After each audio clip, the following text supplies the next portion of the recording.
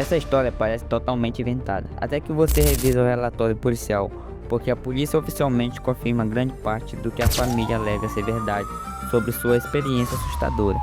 E se isso não for suficiente para convencê-lo, há na verdade uma adaptação cinematográfica chamada Verônica na Netflix, que também confirma ser baseada em fatos reais.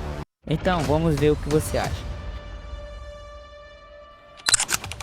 Em 1992, uma delegacia em Madrid, Espanha, recebeu uma ligação desesperada de Max Gutiérrez, alegando que ele e sua esposa estavam sendo atacados por figuras sombrias e altas.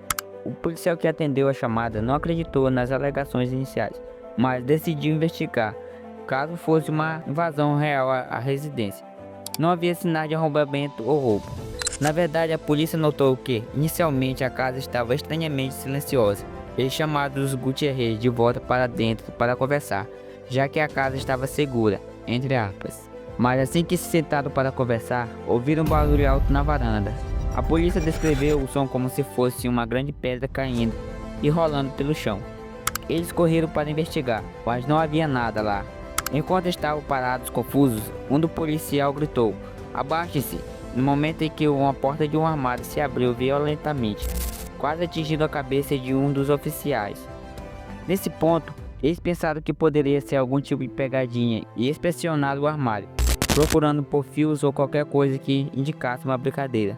Não havia ninguém por perto. Alguns dos policiais decidiram que aquilo era demais e preferiram esperar do lado de fora. Os oficiais restantes voltaram para a sala para conversar com os Gutiérrez sobre o que estava acontecendo na casa. Quando se sentaram, o senhor Gutiérrez começou a contar aos policiais sobre a estranha morte da sua filha de 18 anos, Stephanie, que havia falecido alguns anos antes, e porque eles acreditavam que a morte dela estava conectada à assombração da casa. Stephanie estudava em uma escola muito religiosa, e quando uma das suas professoras a pegou usando um tabuleiro, Ouija, com as amigas, ela ficou muito brava. A professora quebrou o tabuleiro e disse que aquilo não era permitido. No entanto, ao quebrar o tabuleiro, ela destruiu a pequena prancheta de vidro que estava usando, e tanto a professora quanto os alunos afirmaram ter visto uma espécie de fumaça presa escapar da pochete, que foi inalada por Stephanie. O Sr. Gutiérrez afirmou que a partir daquele momento a saúde física e mental da filha começou a se deteriorar-se. Stephanie começou a contar aos pais sobre pessoas estranhas que via na casa, especialmente à noite, quando estava deitada na cama. Havia figuras sombrias que saíam do armário e entravam pela porta e rastejavam pelo quarto, chegando a agarrá-la às vezes. Os pais a levaram para fazer exames, mas nenhum dos médicos conseguiu explicar o que havia de errado com ela.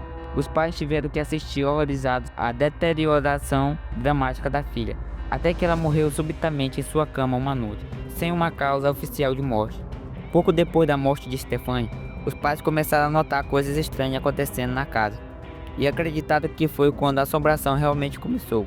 Enquanto os pais contavam isso à polícia, todos ouviram gritos e batidas vindo do quarto de Stephanie. Os policiais se assustaram tanto que pularam das cadeiras. O pai e os policiais foram até o quarto, abriram a porta. E embora os gritos continuassem, não havia ninguém lá. O crucifixo, que normalmente estava pendurado na parede, estava no chão. E onde ele estava pendurado agora havia arranhões profundos na parede, que não estava lá 30 minutos antes. A polícia continuou procurando de onde os gritos vinham, mas não conseguiram descobrir. Enquanto examinavam o quarto, começaram a ouvir batidas em todas as paredes. Um dos policiais notou que uma foto de Stephanie no quarto havia caído no chão. Ele a pegou, e embora a moldura estivesse intacta, a foto dentro dela, que era de Stephanie, havia pegado fogo e queimado. Fora do quarto, um dos policiais notou uma substância estranha vermelha em algum dos móveis dos Gutiérrez, algo que nem os pais nem os policiais haviam visto antes.